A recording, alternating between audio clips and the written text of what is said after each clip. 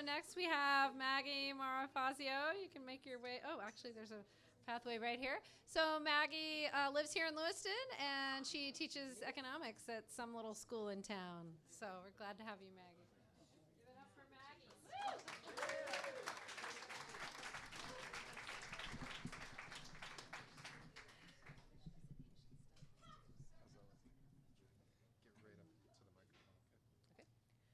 Before they start the timer, I just want you all to see that I'm putting my keys on the table, because last time I was at the corner, I spent a long time after it was over between the parking lot and here looking for them.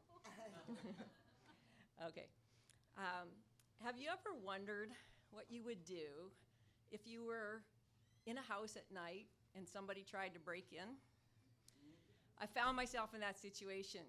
I had just had to move into a house because of an illness with some of my housemates. And so a friend and I moved in, and it was perfect timing. One of my colleagues, a professor at the University of Western Ontario, needed a house sitter.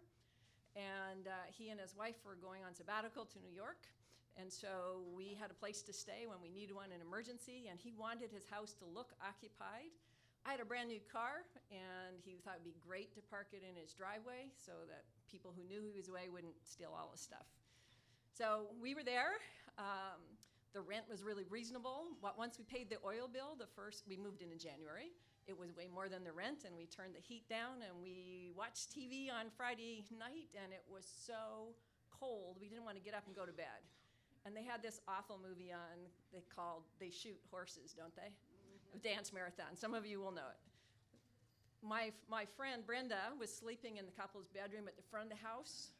I was sleeping in his office in the futon at the back. They didn't want any company. They had no other bedrooms. What would have been a bedroom faced a frat house. They had no window covers. That other bedroom was their changing room with store racks, no closets in any other room in the house. And so I dragged myself up there at 2 o'clock in the morning, really tired after watching that horrible movie. My friend just jumped into bed, and I turned off the lights because there was no window coverings, and went to get my pajamas off the back of the door, and they weren't there, so I put on a summer housecoat that was missing some buttons in strategic places. But it's okay, I'm just going to bed, jumped under the covers, and just within 5 minutes of being in bed, taking off my glasses, there is this crash, breaking glass.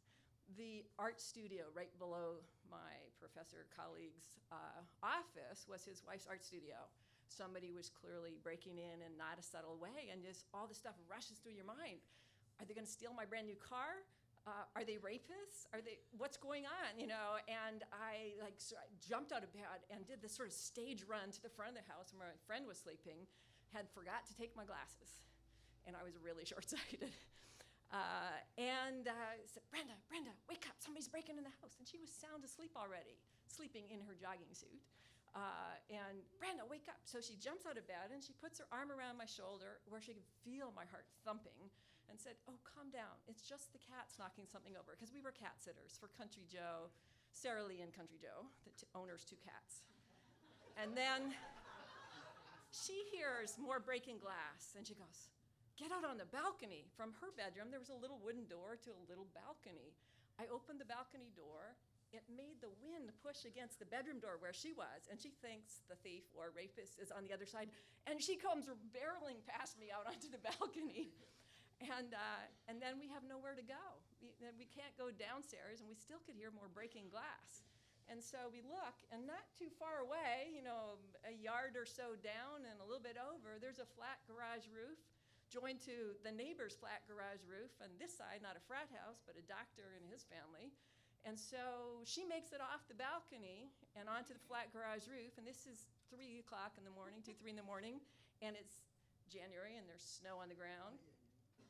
And I can't see anything, and I'm afraid to try and get down. And I'm holding my summer house coat together. And, and just then a car pulls up, and I go, oh, no, an accomplice. But it turns out it's the neighbor's teenage daughter getting home from a dance. And Brenda said, please, call the police. Somebody's breaking in our house. She goes, what? Brenda's on the garage roof still. What are those girls doing? And she said, please, go call the police. And then Brenda gets down the brick courtyard, and she sees a bike in our yard. And she's barefoot, and she steals the bike on the snow and hides it into the courtyard of our next-door neighbor. And she gets on the phone. The police thought she was drunk when they said, "Is there anybody else in the house?" And she said, "Sarah Lee and Country Joe." But my roommate's on the garage roof, and she can't get down by herself because she can't see anything. But eventually the police came. Of course, the neighbor's wife was very gracious and British and said, "Oh, let's have a cup of tea while we're waiting." But eventually, after the sort of escape, rooftop escape, the police came, and they could look around, and they used their flashlights, and they could see that there were imprints, shoe prints, sort of in the snow around the windows and so on.